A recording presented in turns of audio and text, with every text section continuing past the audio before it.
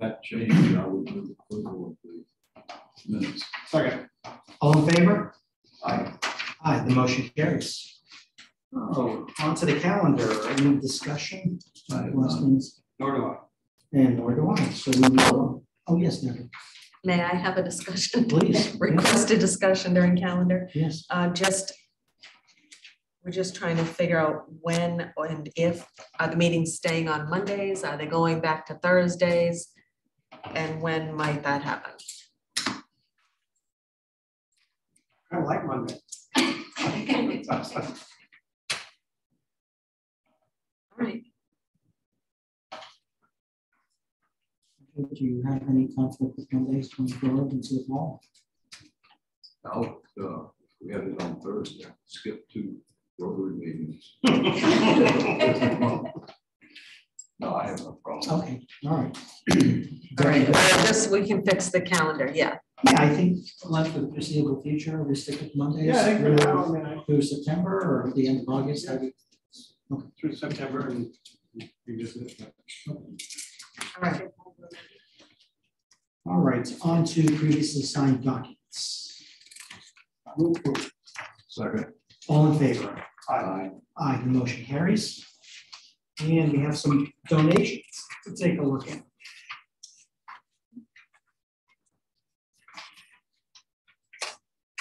We have a donation from Candace Daigle and Mary Bailey in the amount of $50. And that is to go to the Resident Council Trust Fund. And we have an additional donation from Thelma Jordan and Mary Bailey in the amount of $25, also for the Resident Council Trust Fund. In addition to that, we have a donation from Shirley Pepperly and Mary Bailey for $50 to the Resident Council Trust Fund. And finally, we have a donation from Linda Normandin and Mary Bailey in the amount of $100, also going to the Resident Council Trust Fund. Move approval of all donations as presented. Second. All in favor? Aye. Aye, the motion carries. Thank you, commissioners. Next up, we have Lori Sharp with the financial update. Lori's wearing her sweater tonight.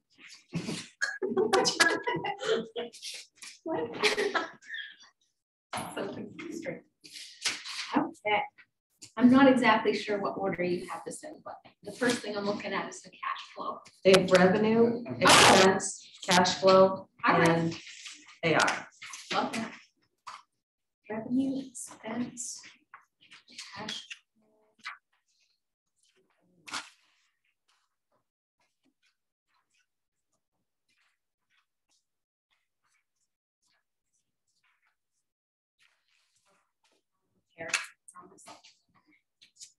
We're 60% through the year. The projection for the revenue is a $720,000 shortfall, which is actually just about split between the general fund and the nursing home. So I'm going to just pull out some key points and a little bit of a comparison, kind of like normal. The deeds is actually making up a majority of the general fund. It's actually interesting because it's only about 2% under where the actual was last year at the same time. But the budget was 1.1 million in 2021, and it's 1.35 million this year. So it obviously makes for a bit of a larger difference, a more significant difference. And then the rest is really just, and I'll be honest, the nursing home revenue, we just kind of adjust as things are happening, that the Medicare Part AB, coinsurance AB, and then Medicaid as we get continued increases or money from that. So we just adjust these as we go, but not a ton of change really from the last time I reported on the revenue. On to the expense.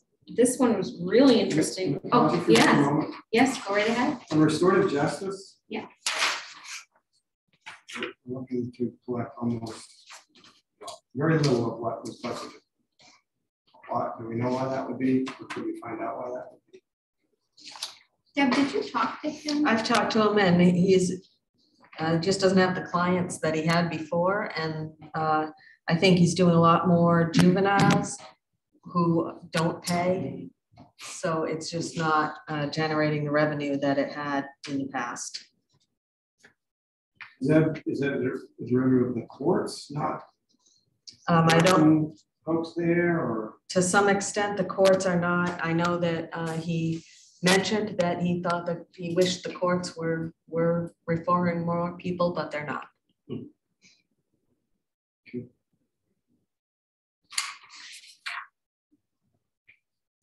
Okay. So over onto the expense, and I was saying that it's actually very interesting, is that it's hardly changed really overall on the bottom line. That said, there's a couple of significant changes. So the last report between that and this one, there was a $25,000 change overall on the bottom line for the better. So a better surplus. The notable changes are the bed tax that changed an additional 100,000 as a deficit, and that's offset by the nursing health projection, just due to employee changes there and just different plans being taken. And so that is an actual $70,000 surplus now projected in there. And then throughout here, other than that, we still consistently have some areas that we're projecting a bottom line deficit, and that would be the nursing admin, nursing home rehab services and activities. And those 4 areas are actually addressed in a later agenda item on this. Moving over to the bed tax that we expended through August, is that for 2 quarters? Yes.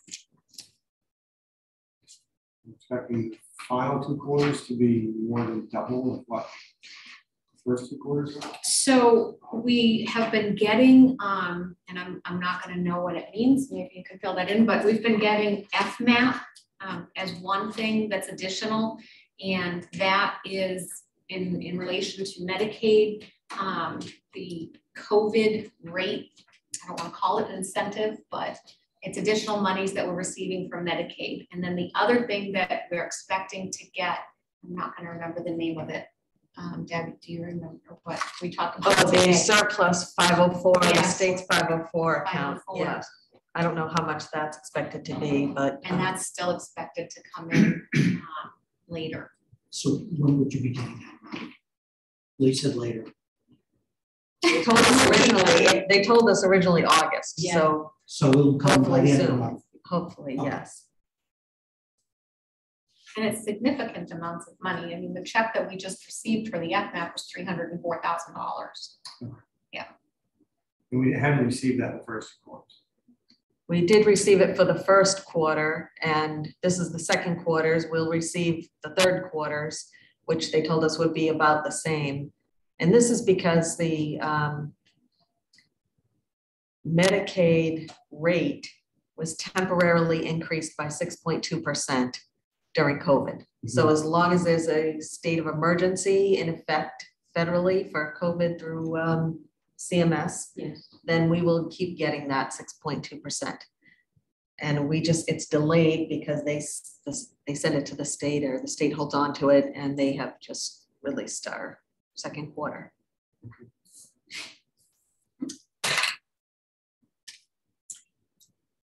Right. Oh, so I'm sorry, may I just, so because we're getting this unanticipated revenue, it's gonna drive up our bed tax. 5.5% total for the revenues received. So it's a bulk, their estimates, we're trying to, and that bed tax is gonna make or break the bottom line of the nursing home admin department. Nursing home budget as a whole.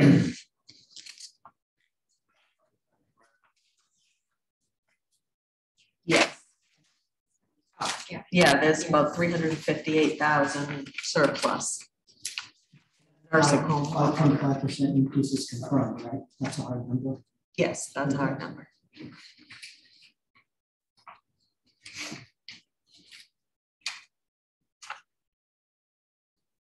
All right, and then looking at the cash flow, the cash flow, I've adjusted it to show all of the TAN line, which is 3.7 million, being drawn by the second week of October. So because I'm anticipating that we're going to be needing to pay for ARPA projects, I'm not showing any further ARPA funds for cash flow purposes after August. And so I do recommend that we do another TAN for mid-October, as if we don't continue to use our ARPA funds, then we are going to need a borrowing source at that point. We do already have approval for up to a $10 million borrow for this year from the executive committee that was dated May 3rd. I don't know if we need votes on that, but that would be my recommendation, is that we do a second borrow. Well, we'll be requesting at next meeting, a meeting before, I believe, the executive committee or the full delegation, both actually, because we have several ARP requests, both for the county, from some projects external to the county complex. And we're hoping to have an audience with them on the 29th of August. And that will determine whether or not we need to go forward with your recommendation for the TAN. And what was the anticipated amount of money you felt should be borrowed for October? So to cover our total, I mean, we're kind of thinking about 1.5 or 2 million.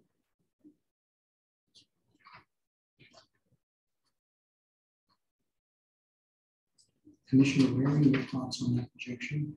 Well, I guess I'd want to see more of the projected cash outflow of the ARP funds. Make sure, because it seems like there would be cash available to. I don't see if we're gonna expend all $12 million by October. Right, because that's what we'd be talking about. I know we've expended some of it. So in theory, we've got $12 million worth of cash from the ARP fund coming in. We've used $6 million for cash flow as of August. Okay. And I don't have this in front of me. I'm kind of going off memory, but actually I might have it in front of me. And let's see. We've spent about $2.1 million so far. And so that would leave the difference that's showing on here of about 2.2.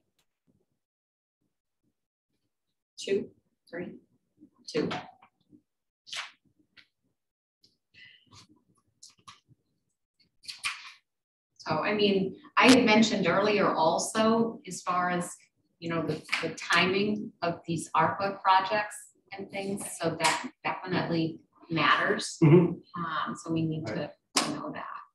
Yeah, it's becoming increasingly significant, Lori, because every time we double check a project and the bid on it, it goes up again. And I hear that, right? Yeah, exactly. Makes me a little nervous. I mean, it's like you can't act fast enough to spend this money. Before we do that, technically we go before the delegation and the executive committee for their approval. Right. Okay. All right. What's the borrowing cost of the line that we have? Do you remember? 1.15, 1 point. I don't remember exactly, but it's it's between 1 and 1.5. And what's the rate of the investment pool? I'm assuming that's where the excess funds are sitting. The excess funds actually are at our Bank of New Hampshire, because they matched what the investment pool was at that time. They created their own investment pool. And what's the rate that we're earning on that? I don't know that off the top of my head. I'd have to look back at that again. I like that. Yeah. Most of the pieces of information. Thank you. You're welcome.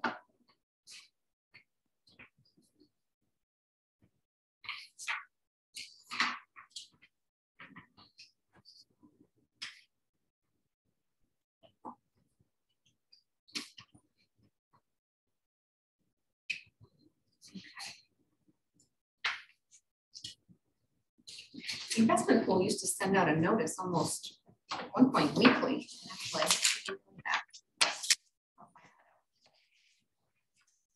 Okay, and then the last thing you have is the receivable balance, and just continue to really be consistent. You can see that there was a higher amount collected in June, and that goes in between the June and July. So we collected another $18,000 from 2021's balance owed. So now the total uncollected from 2021 is $67,822. So I think that's, I think they're doing probably better than they've ever done in that category. How much of that 67,022 do you think would realistically be covered by next year? So I typically, from what I've been seeing over the past couple of years, I figured that we write off about 2% of the total build. So, I mean, I think we're already well within that amount. So if we wrote off that 67,000, I wouldn't be terribly surprised, but she assured me today that they continue to collect on some of these. So that's great. Okay. Thank you, Lori. So it sounds like Judith has had a little bit of a surge over Indeeds recently. I mean, she might be doing a little better than expected these last 6 or 8 weeks. Usually July tends to be a little bit better, but even August and September, and then I think it starts to go back down a little bit. So there's still a little bit more maybe room for wiggle in August and September. Yep.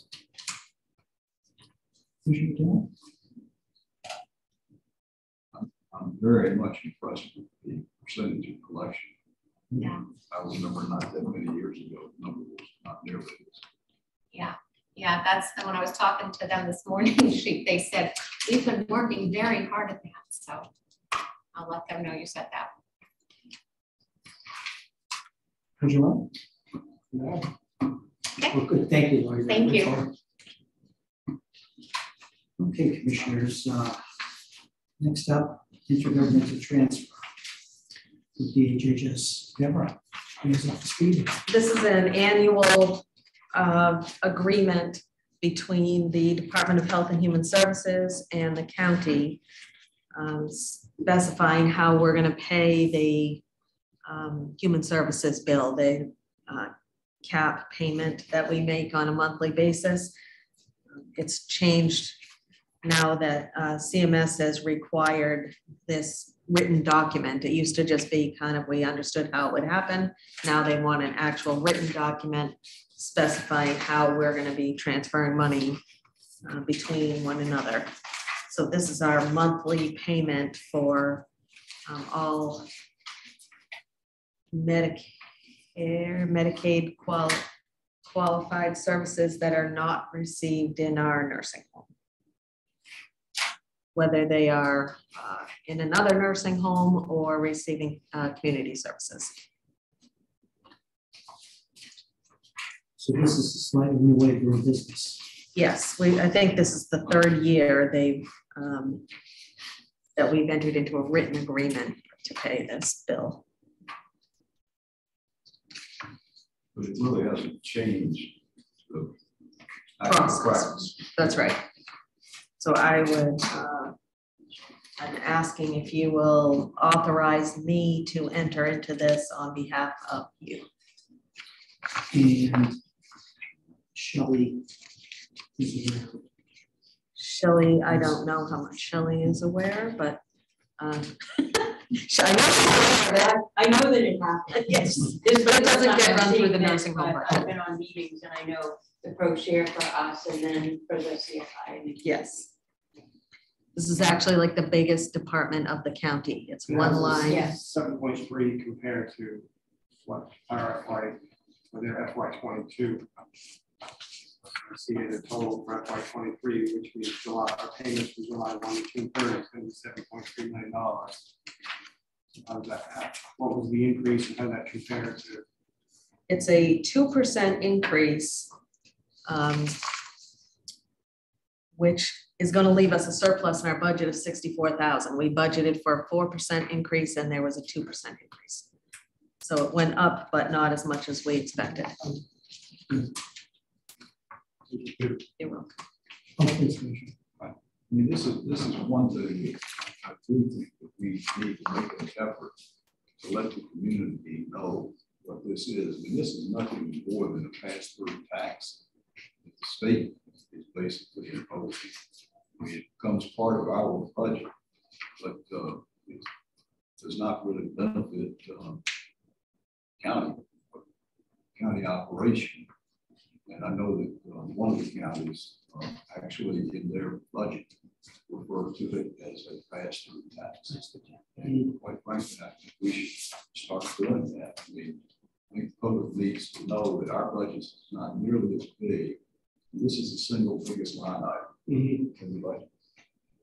And I know that people that I talk to don't, I mean, tell them that they're amazed to hear it. Right.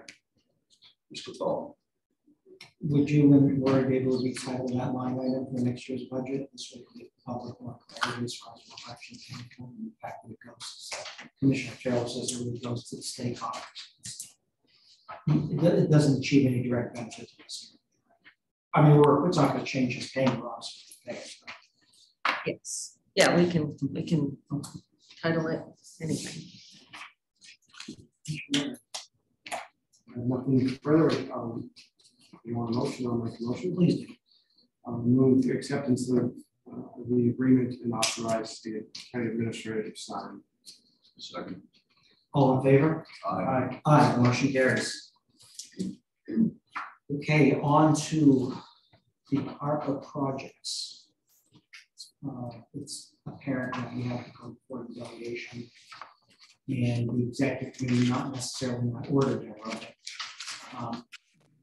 It's time to run some of these ARP requests, not just for the county, but for the other projects like the Bow Trail and Belknap Mill, and try and get approval so we can start moving this out and moving on to other projects, perhaps in the fall or probably early next winter. So, Debbie, you want to take us through the ones that you feel we should put together Yes. and present? I tried to make this a little less, Yes. a little less crowded anyway. There are revised, added this revised cost. So you can see the original cost that we estimated for each program, each project, and it was back in 2020, maybe earlier. Then what was actually appropriated by the delegation in 2021, and what has now been appropriated in the next column by the delegation in 2022. So a total of 7.8 million has been appropriated of the 12 million. Mm-hmm. Now, as of, this is dated July 28th, we've been getting, we know more now. We have revised costs on every project, most projects. Those are listed here. The highlights, the yellow highlighted projects are where I think we need permission to spend more money. The first one that shows up is the skylights at the nursing home. Yeah, the extra 20,000 there. Yes, Mm-hmm. and that is because we have a contract for the construction of $481,000. We had a contract for architectural services for $20,000. So I am just looking at that, knowing that we don't, we're not having enough money. If we need to spend another 20,000. Additional 20, which should be a problem. Yes. Should the revised cost be 401? It was 481 plus 20. Oh, I See the first 100. Yes. I got you. Yeah. Okay. All right, the premium pay has not changed, the audit, the LPN program, and the sheriff's communication system. The culvert down at the end of the road is not going to be 35,000. It looks like it's going to be closer to 50,000. So I know that the facilities manager is working on an RFP for that right now. So I'm recommending we need another 15,000 to complete that. Let's add that on. All right, the next highlighted one is the Apollo bath for the nursing home. It's $5,000 more than anticipated. Not a surprise. I'm also recommending that you add in again the tuition reimbursement of $10,000 Okay. while you have a chance. Mhm. The next highlight is windows and trim replacement for this whole complex. Originally, we had a price of $350,000 on that. We have a company has been here and they are currently preparing a quote. We don't have it yet. So this is just an absolute ballpark, but it seems nobody thinks it's going to be less than that number. Okay. Commissioners, so far up to the window and trim, I felt that we should definitely go forward with the aforementioned requests. I'm not sure the timing is suitable to put the windows in with this package. What are your thoughts? Why do you question timing? Well, I think Deborah mentioned to me earlier that this would be able to get done for at least another year. And my thought was, if we request the appropriation now, if we could get it done before the cold weather comes, it might result in some energy savings. Commissioner Waring? Based on my experience with some other projects that I'm involved with, there's no way that these windows are going to even show up before spring, even if they're ordered tomorrow. Is it your preference that we include this with our request at the end of the month? I would think it's Commissioner Taylor's. I mean, I think I would be more inclined to hold off. Hold on. I mean, that's mine. To hold off or to go for? Okay, okay. All right, Deborah. I think it's going to be more than percent. Well, I'm afraid you might be right. Yes. Everything else is. So are you, so he's requested an estimate, just, we'll get that and we'll know more then, but we will not proceed with an RFP until you're ready to ask for it. And you said the present windows are 20 years old? I don't know there. I think they're at least that old. I don't know exactly.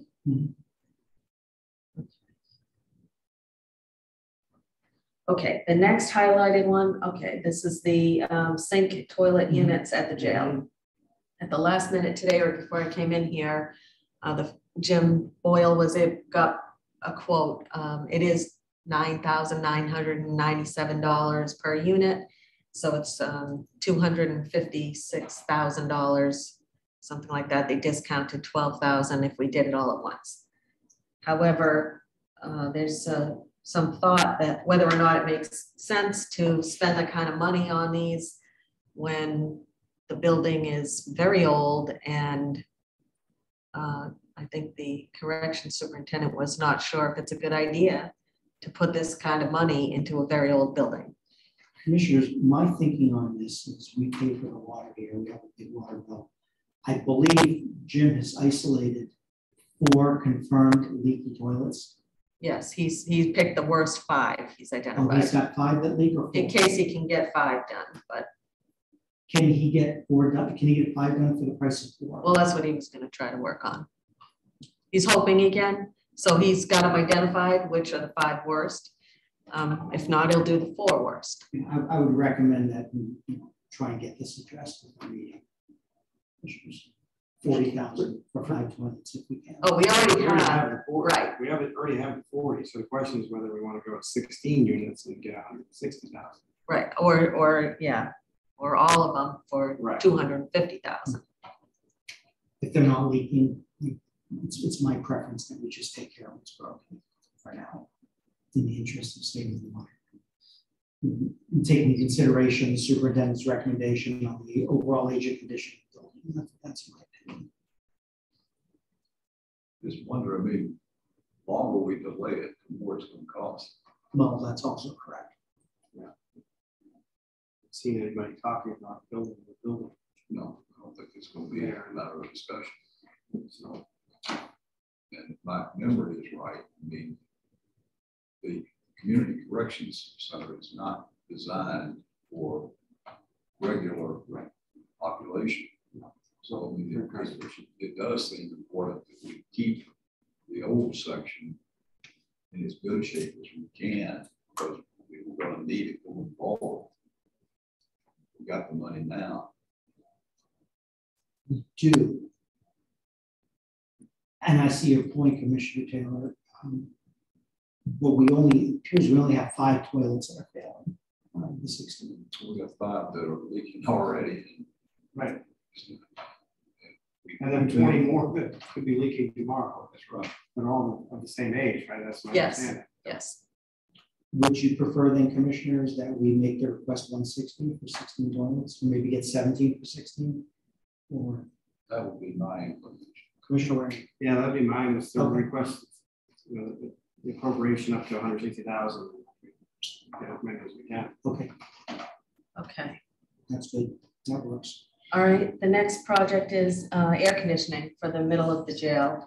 And that, I've heard everything from it can't be done to it's gonna be way more than 100,000. So I changed the number to 150. I don't know if I'd that's, like to see it. I mean, we have the good thing, you know, we worked out an agreement on the toilets, largely because we have some pretty hard numbers from the facilities manager.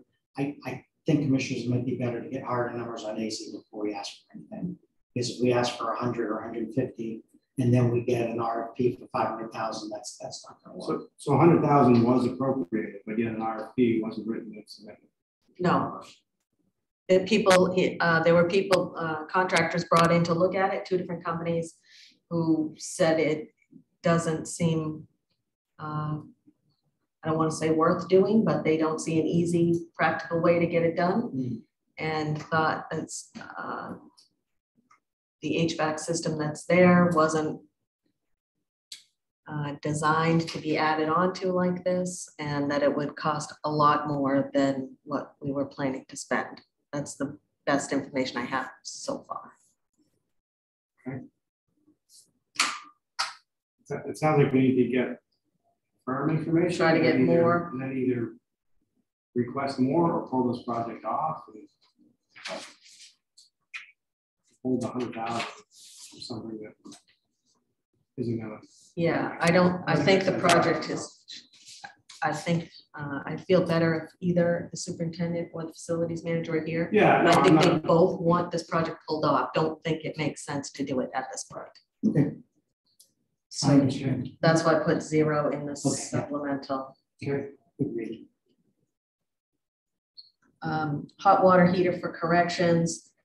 The 35,000 was appropriated. The cost is gonna be closer to 50,000. He's got an RFP going on that. We'll keep that in there. All right, the repaving the jail yard, I did talk to the superintendent before this meeting, and of all the jail projects on here, if he thought if you're gonna put money into anything, you might as well fix that paving, because that's just a twisted ankle away from a real problem. But that's gonna be, we have 28,000 appropriated for it. The quotes are coming in higher, more like 45,000. Nice problem. Commissioners, So we need to add 17,000 to that line. Yes, yeah. Commissioner Taylor? You're inclined to get it done? Then we'll get it done. Might as well get it done. Me too. Okay, the pillars are nursing home pillars. We need another $10,000. We have 35,000. I think there's 5,000 still encumbered from a year or 2 ago. 2020. And they're gonna be closer to 50,000, so we would need another 10,000 here. All right, the only good news is repiping hot water tanks in the nursing home. We have 39,000 appropriated. It's looking like it's gonna be closer to 27,000. That's a welcome change. Yes. Down to solar, the solar arrays. I'm thinking that the 2020 estimated cost of 2.2 million can't be good. So this is just an absolute guess number, 2.5 million. And if you want to, I don't know how you feel about that. We haven't, I've put a lot of people in touch with the facilities manager. He knows this is going to be a big project. I think he's trying to bang out a lot of the smaller ones first, but. Yeah, I know the commissioners discussed a few meetings ago the feasibility of that, and I think we all agreed if we can save the county energy dollars, it's well worth doing. However, I think the commissioners also agreed that we would need some kind of an RFP and some type of a timetable estimate on return of investment, and perhaps most importantly, how long do these last before replacement? And when you have to replace the shield, how much does it cost? So I mean, speaking for myself, I'd be more comfortable to hold off on this for now, but I know I've discussed with Commissioner Waring and Commissioner Taylor that it's something that we'd like to do roll up our sleeves and do a deeper dive on after the turn of the calendar. I agree. I agree, and I think a good analysis of the long-term savings and the long-term costs needs to be part of the presentation itself. So. Okay. Building the holding cell area at the courthouse. There are no estimates on this yet. This is just an assumption that the $60,000 guess from 2 years ago can't be good at this point. No, probably. How are we getting along now without? That's a good question. I don't know. I really don't know a lot about that. I think the sheriff could give you a lot better information on how that's working. Looks like to me we've gone a long time without it. It's been a long time. I do think I hear they eat their lunch down there. The court supervisors, the bailiffs, in essentially a closet. I think it's in pretty bad shape down there, but nothing has been done to it since I've been here. Probably for 100 years before that. So that could be the same. Maybe you want to hold off and. Yeah, I mean, this one here is similar to others that, I mean, I'm not sure why we didn't start an RFP process, but I think we would need to get a more firm estimate of what that's going to be before we just put adjusted placeholders in there. Makes sense.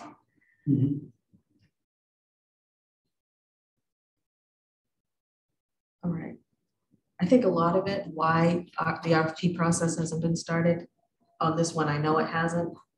I think he's got 4 already out there and told me today he would have another bunch to me. But I think part of what happened is the turnover in that position happened right after this budget was approved. Right. And so we have someone new trying to get a handle on all of this. That's just my plug for facilities manager. All right, jumping down to the Belknap Mill. So I will speak to this one. I will address this commissioners to the group.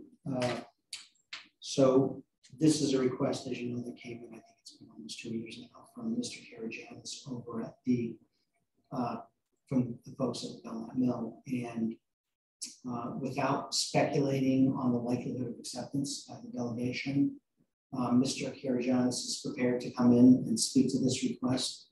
And it is my preference that we allow him to do so and place himself at the tender mercies of the delegation. Sounds good. All right, we'll keep that 100,000 on the list. Moving down now to the airport authority. That's a request that was not appropriated, so they're requesting $31,900. Sure. I'll speak to this also, commissioners. As you know, I try and attend most of the airport authority meetings. It's a good board. Their bottom line is generally pretty good. I think they manage their finances. Mark Everson is the manager, and he approached me a few months ago, stating that they needed a new generator, and he says, would it be possible for us to get something out of the, he says, I know everyone's asking the commissioners for something from the art money, but I have a modest request, would you be willing to have the expense? I said, well, I'll discuss that with the commissioners and get back to you. I know we had a discussion, I think in general terms, Commissioners Waring and Taylor were in agreement to it. This is, again, one of those cases where I would request that Mark come in and speak to this request and explain the cost of the generator and why it's a necessity for the airport and what the airport means to the county overall. If the commissioners are comfortable with that. Sounds like a good idea. Okay. The Wow Trail, Peachy Loop, Wow Trail. Okay, once again. You're on. Without speculating on the prospects of success for this particular request, Mr. Beal, whom I know you both know, and has been done a good job at the Wow Trail over the years, approached me a few months ago, also requesting some of the art funding, and he expressed tremendous willingness to come in and speak to his request before the delegation without commenting on how the delegation would view the request. If you, Commissioner, my fellow commissioners, are comfortable with letting him in and make his case, I would like to leave this on the list. I have no problem. Thank you, commissioners. Okay, the next one is a request to replace all of our phones, our handsets throughout the entire county that have not been replaced in the past 2 years. And that's because they're all failing slowly but surely. Numbers are sticking and they just didn't seem to be of great quality, and they're expensive. They're $300 or $400 each. So every time one dies, we're having to find money in the budget, taking away from something else. So I thought maybe it would make sense to just bite that bullet while we have it. It benefits the whole county. We need phones that work and that we can rely on. So I'm asking for $30,000, which is enough to replace, I want to say 72. I think it's 83. Okay, whatever the number is, all the rest of the phones that have not been replaced in the last 2 years. Kelly and Lori, you're working with these old phones right now in your offices. I actually had mine replaced just a few weeks after I started. So you have a new one. I do have a new one. I couldn't hear people a lot of times when I picked up the phone in the office. Lori, you still working with the old I phone? have the old one. I might have the only old one that even works anymore. I know that I talked to, I think Jamie has an old one, or she did last She has year. an old And usually I'm like, I'll be in because I can't. So I go in and. Yeah, 72 or 80 people still have the old ones. Mine, it used to be only my number 1 would stick. Now it's the 1 and the 0. So just have to dial carefully to make sure that it took. It's just frustrating. I know you're familiar, you actually work with these phones, so you would know better. It was a long time Certainly ago. myself. That's a long time ago. Sheldon? I have a question. So the old phones work great for us in the nursing home because the phone, when it rings, it is a distinguishing ring from what the new phones are. We can't hear them with the alarms. So we've been trading out the phones with everybody.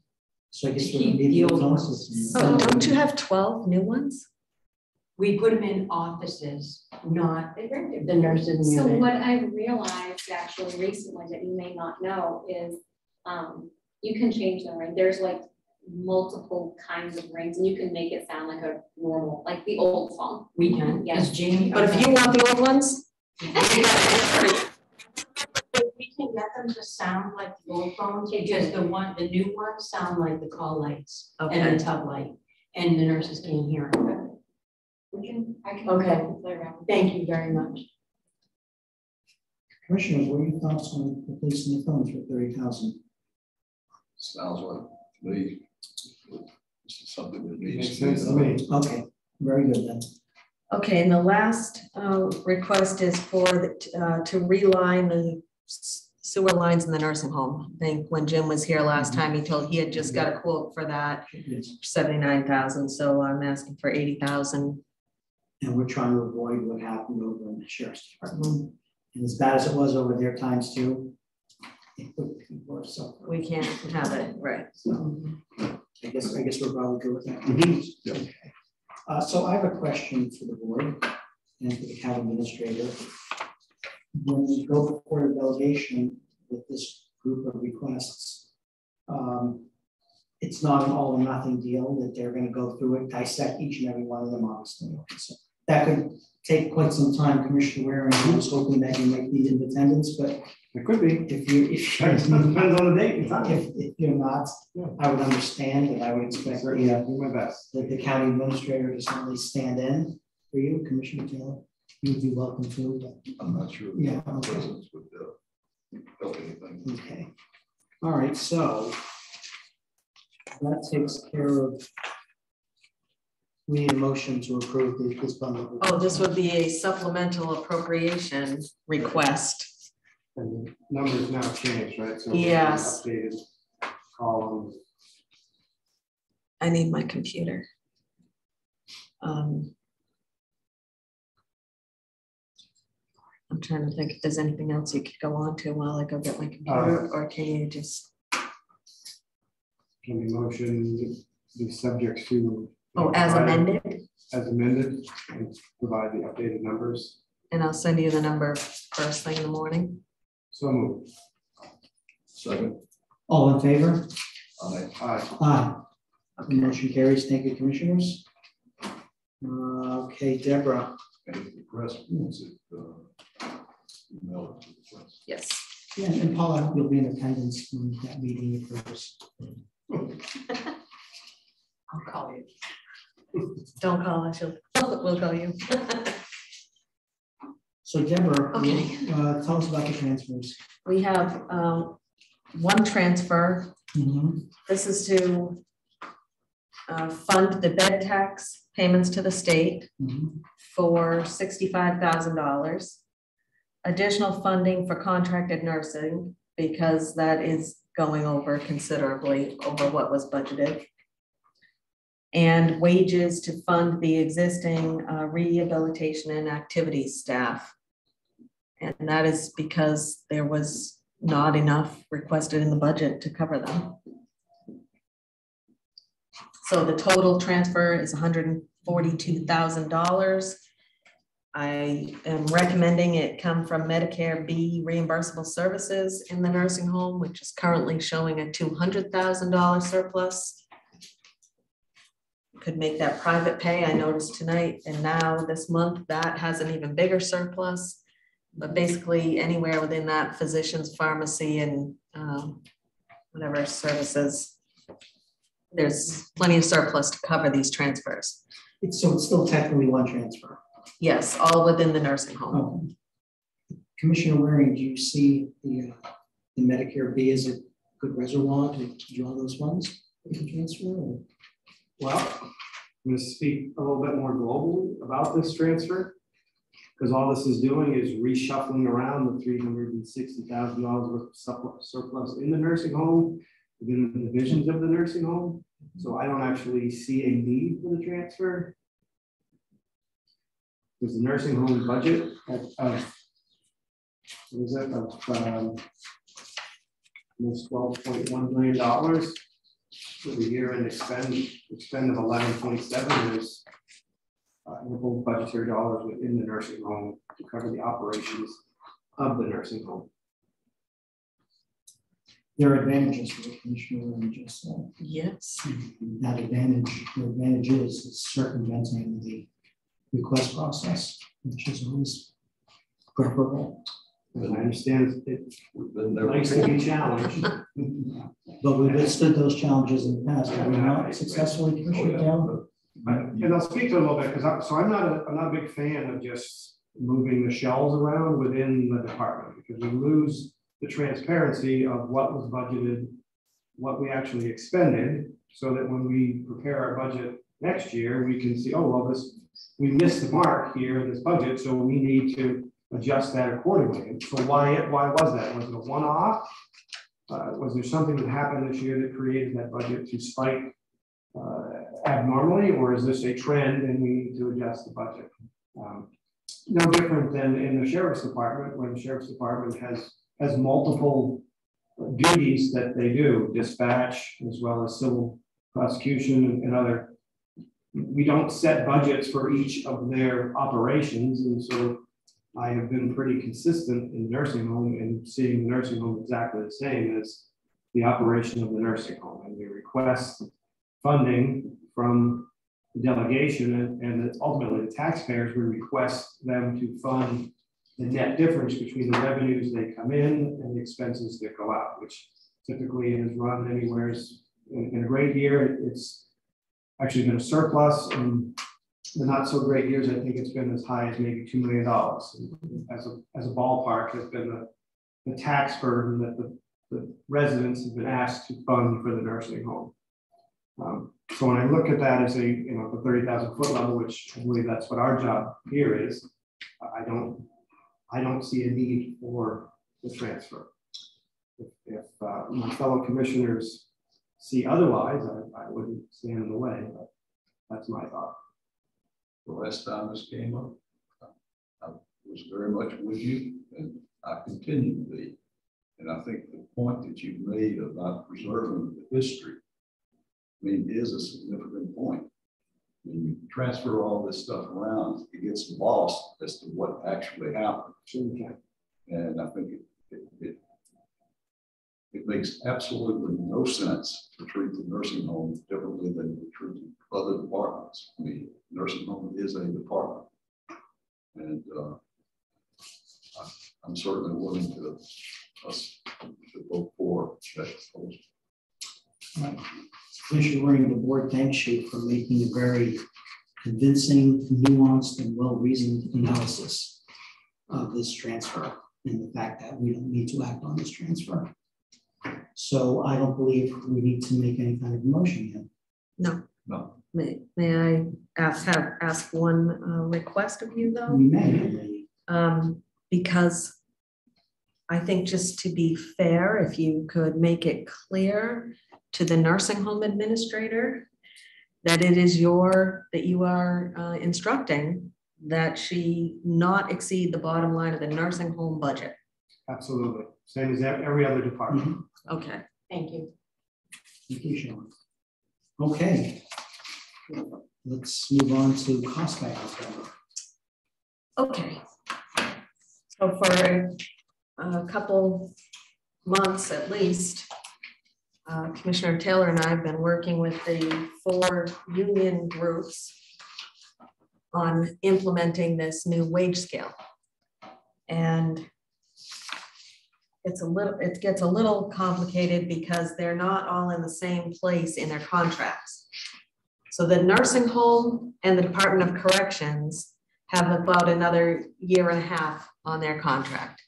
So we negotiated with them a memorandum of agreement that will simply be like an addendum to their existing contract that will allow us to give them basically these wage increases to put them where we think they ought to be based on the compensation study that we had.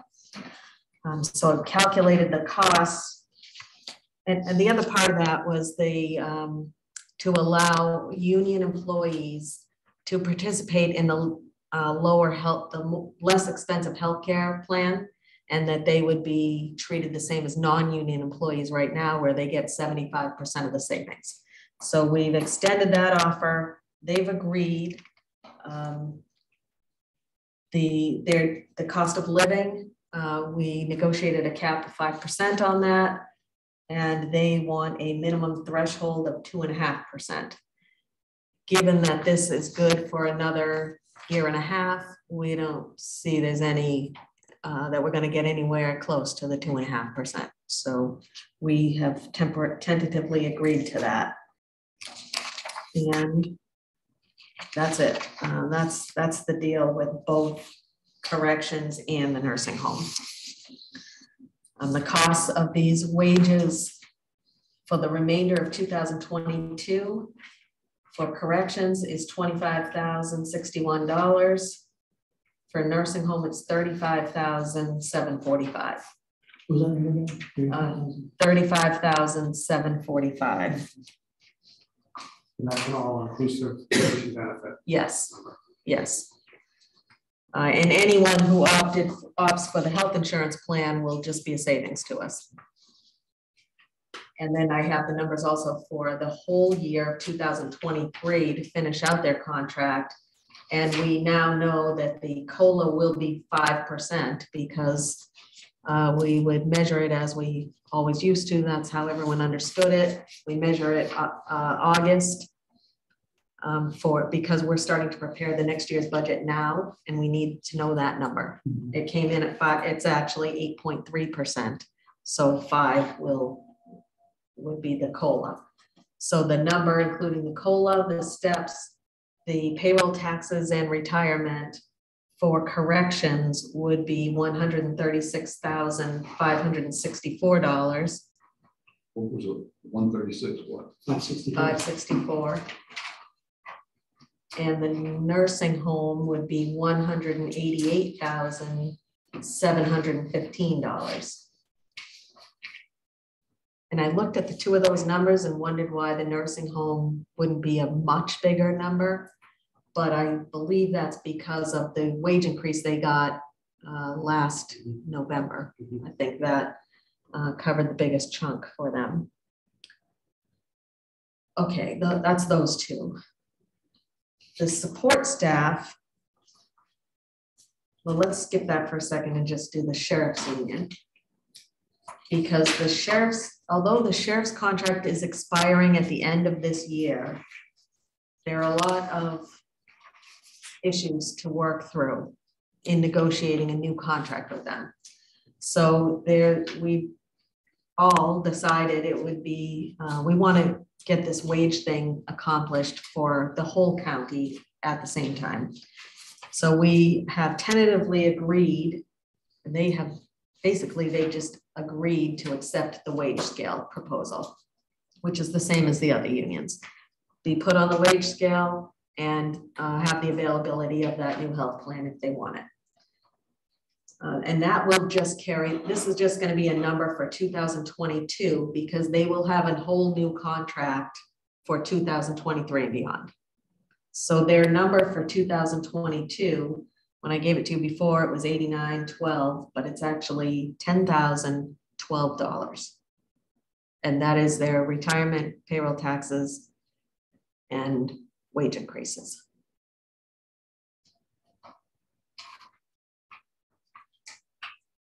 Now the support staff, we do have an entire new contract, a 3-year contract, which we've reached tentative agreement with them. It includes the wage scale with the same min and max, 2.5 and 5. An increase to the longevity at each of our 5 levels of $20. But it's heavier on the top end. So if you've been here 5, 10, 15, 20, I don't know, the top tier is heavier, $1,000. I think now it's 580 or 680. And that was just to really encourage the people who've been here the longest. I don't know if that's 25 years or 30 that it takes to get that. A proposal also to change the vacation to add another level. Right now, you have to be here 10 years to get 3.5 or 4 weeks. This puts a new tier in. So at 5 years, you would get to 3.5 weeks of vacation. But we're not increasing the maximum, which is 240 hours. And then after 20 years, right now the maximum, after 20 years, you can accrue 192 hours a year, which is just shy of 5 weeks. It's a little more than 4.5, but just shy of 5. So we're changing that to 200. This proposal changes that to 200, which is an even 5 weeks. And part of the reason we agreed to this is because we hear a lot from employees how important vacation time is. They all want to take more vacation. We didn't go as high as they wanted to go, but we did agree to adding that middle level and allowing employees at 5 years to start earning more. Okay, I'm going to leave that at that.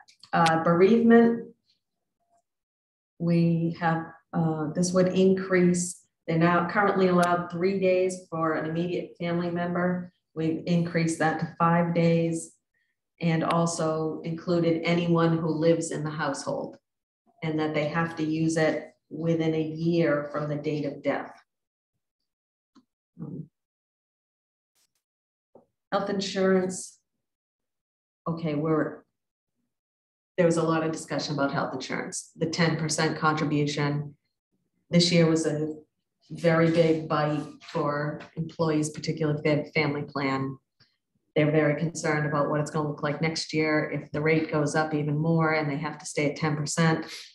So we have agreed that we will reopen the contract to talk about health insurance only after we get the rates. We told them we cannot even talk about it at this point. We don't know what we'd be looking at. So that's in here, that we will agree to discuss this and this only once we get the rates, which will be in mid-October. And then the last thing here is that, we're just adding language to clarify that to be paid for lunch, half-hour lunch breaks, you have to remain available. So that was requested by one of the department heads. So the total cost of this contract to complete 2022. So the way we talked about structuring this is only the wage piece that we'd be putting them on the wage scale September 4th, along with everyone else in the county. The cost to do that is $11,049. Then the whole rest of the contract would take effect January 1st, 2023. So the cost for, actually, I don't have all these costs. I only have the cost of the wage. You need the bottom. Well, okay, let's just stick with this. The cost of the wages in 2023 would be $131,669. The cost of longevity increase is $200. $100. All right, so that's nominal, and that's the only cost we know how to calculate. We've talked about this a lot today, how to figure out the increase in vacation and how to put a number on that.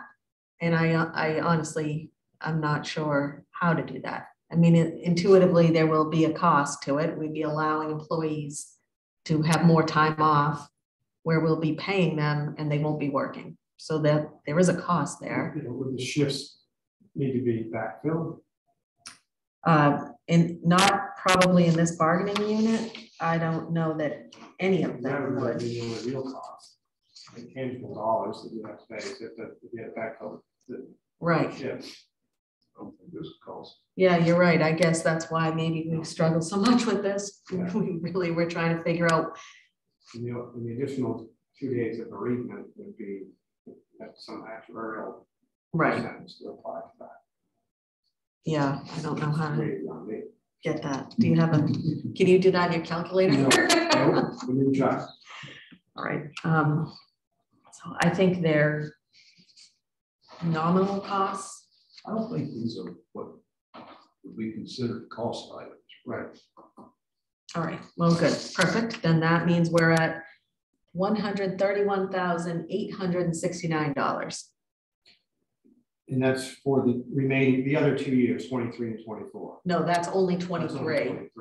24 is 141,876. And the third year, the contract is 151,226. It could go up a teeny bit more than the two, only if somebody jumps. The into longevity it. thing, right, could be $20. That's right. Now they, So this goes all the way up to 25. yes, it's a 3-year contract, but also picking up basically the last quarter of this year for the wage increase only.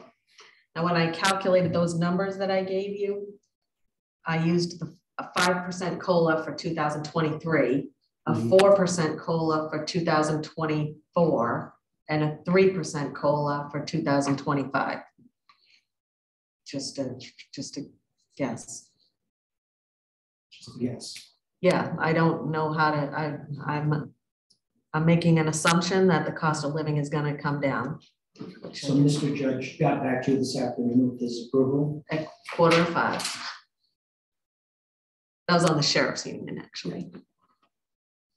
Commissioner Caroline will have quite a bit of experience negotiating with unions. So I think you can imagine how these negotiations went.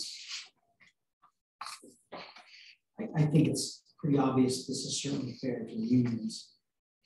What is your opinion how this reflects on the county? I think it's fair both ways. I mean, I really do.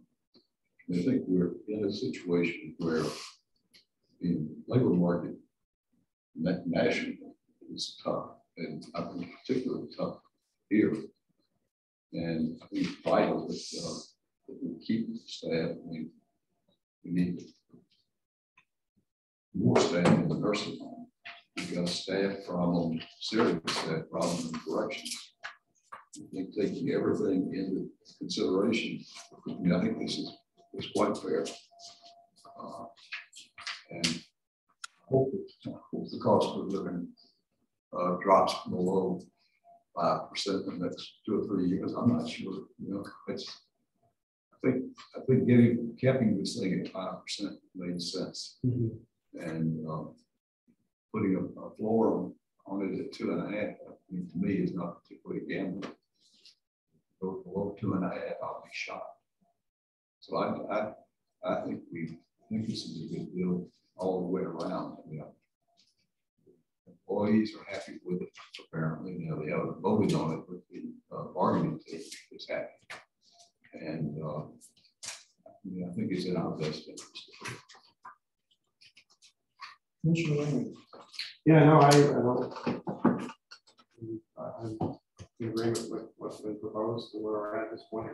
So the next steps be that the unions need to ratify that, and then we finalize the cost items and then take that to the delegation. Yes, I would say we go to the delegate, make that part of the request tomorrow to approve, for the delegation to approve these cost items at this same meeting where we're requesting the supplemental appropriation.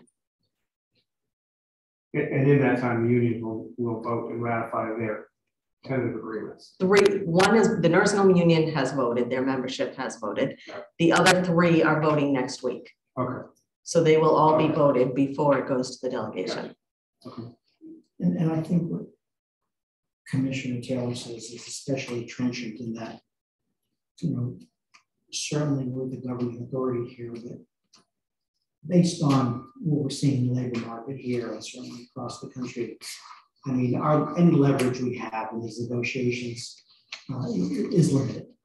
So, you know, I take Commissioner Taylor's word that this is probably the best deal, and he's been on point with these negotiations. Eyeball to eyeball, this is about as good of a deal as we're probably get. So, I would make a motion that we approve. I move that we approve these cost items and present to the delegation once the numbers are finalized. Commissioner Ryan. Second. All in favor? Aye. Aye. Aye. The motion carries. Thank you. All right. Thank you for that, Deborah. So we'll go. We have some tabled items. I have really no remarks on the tabled items. All right. Well, the only remarks I have is that you know we have some summary of events that took place. It's in the packet. I know I've seen it before, and I know we've talked about it. And I would not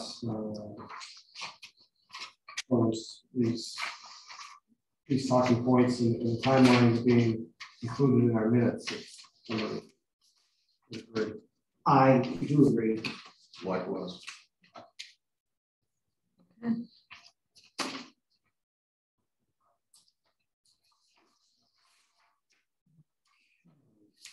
Do we have other business, Deborah? Yes, I feel like there was, oh no, we did it. It was the scheduling of meetings. Okay. Can I revisit one thing that like when we go back to Glenn, you had a question about the rates. We're paying on the TAN, our rate is 1.59. And right now, PDIP is earning 2.22. And so is Bank of New Hampshire matching whatever PDIP is? Well, I need to check back in. So we don't have our money in PDIP. Right. But at the very least, we could be earning 2.22, and if they're not matching it, that they would. But I can see where you're going. Yeah, so let's find out what Bank of Hampshire is doing. I mean, yeah, they'll match. I'm positive they'd match, but I'll find out where it's at. Okay, do we have any public comments? We haven't seen any public here. So on to the next bullet point. I move that we go into non-public session in accordance with NHRSA 91A3, Roman 2, small a. Second. All in favor? Roll call. Oh, roll call. Thank you, Commissioner Warren. Commissioner Waring, Yes. Commissioner Spanos. Yes. Commissioner Taylor, Yes.